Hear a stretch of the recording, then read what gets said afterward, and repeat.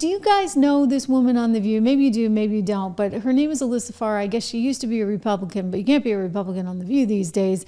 She must be some kind of never-Trumper. She's in tight with Liz Cheney. Here she is. Take a look. How you said that? He walked into a room of black journalists, and it seemed like he was kind of blurting out loud what he says privately with his advisors. Yes. Like he didn't even try to hide or mask the racism. And that to me is a sign of decline. It's a sign of, he was asked, should he take a mental acuity test? I think he should. He does not seem right. He kind of came off like your crazy great uncle that you hope doesn't show up to the family event. Yeah, well, the thing that resonates with me is, Sonny, you mentioned you're biracial and that the Vice President Harris is biracial. There are also 33.8 million people in the United States who are multiracial. And 276% increase in the past 10 years. It's the fastest growing demographic in this country. And the Census Bureau projects that the multiracial population will triple by 2060. So if he doesn't know it now, he's going to need to figure that out. You get it, right? So she was texting back and forth.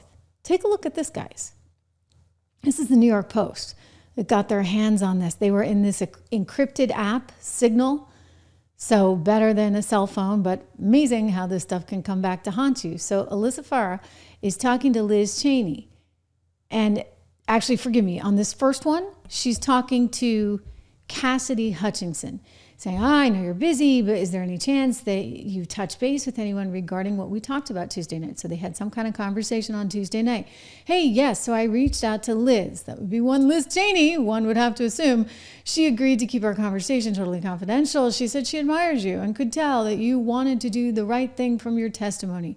Her one concern was so long maybe she means as, you have counsel, she can't really ethically talk to you without him. But what she suggests is a follow-up with you, with your lawyer, that she and Dan George can lead, probably can do with other members and Tim. Does that help at all? I can tell she really wants to work with you and is just trying to figure out the right way to do it. And so this Cassidy Hutchinson is clearly very nervous. She said, I mean, do you really think she's interested, or is this a moot point? And she said, no.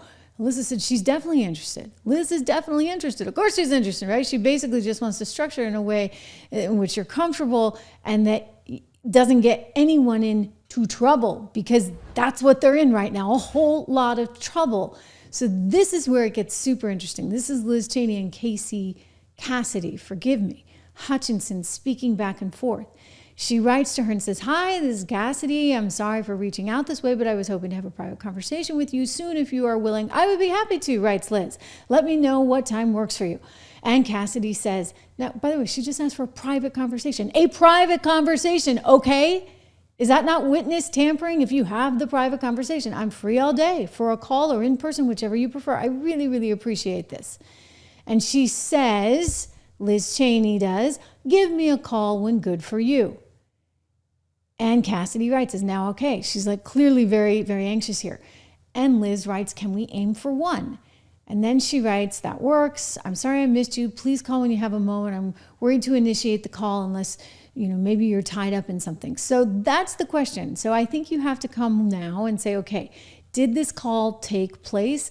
Did they just sort of try and orchestrate this after the fact to make it look like maybe they hadn't? I mean, these are real questions.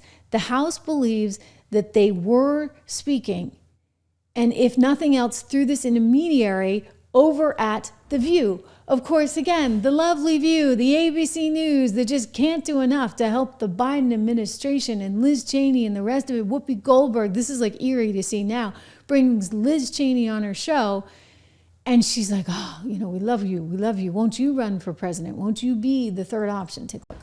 Do you see yourself, and would you ever consider being the conduit to that third party? Because I don't know if the Republican Party, as we knew it, will survive this. Because if he ever gets in again, we'll never have any more elections. There will be no more. He will stop it, and he's very clear about that. He wants to be dictator for life. Okay? So I wonder, would you ever consider, would you please consider being that person? Because I got to tell you, I don't understand how people can say, we're with you, we're with you, we're with you. And then when you need them, they go, oh, but we're with him now. I don't understand that. And I don't understand how you find the grace not to be pissed at folks. Oh, you're not. You know, you're mad at them, but you're not pissed at them, because if you were pissed at them, you would have given up on them, and you haven't. Well, and so, would you? Look, I think that... I'm begging you. Look, I'm on one knee.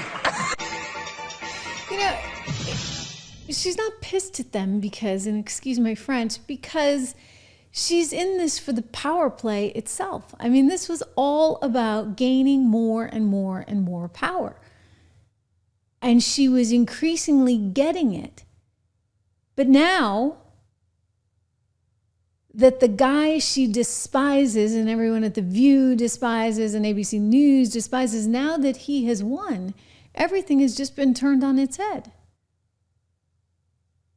And now Liz Cheney is facing some serious risks. As Donald Trump highlights, she could be in a whole lot of trouble based on the evidence obtained by the subcommittee, which states that numerous federal laws were likely broken by Liz Cheney, and these violations should be investigated by the FBI. Of course, good luck with the FBI. Who the heck are you going to trust over there? Christopher Wray has resigned Kash Patel.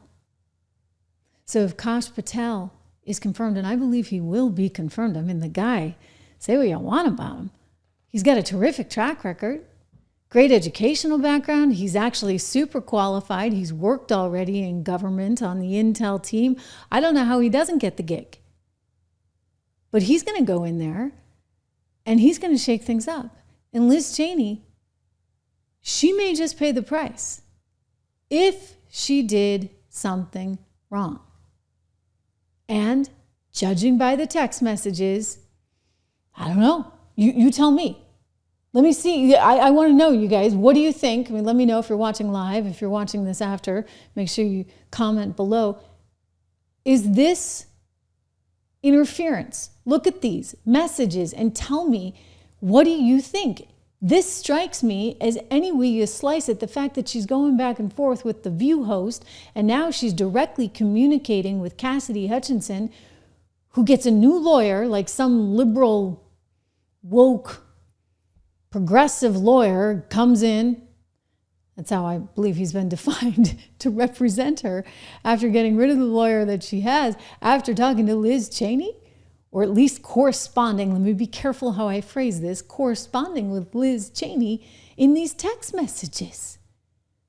So what is it? I mean, this seems like some kind of interference. And you know what, you could take it even further, because it may not just be witness tampering. At this point, it's certainly bordering on election interference.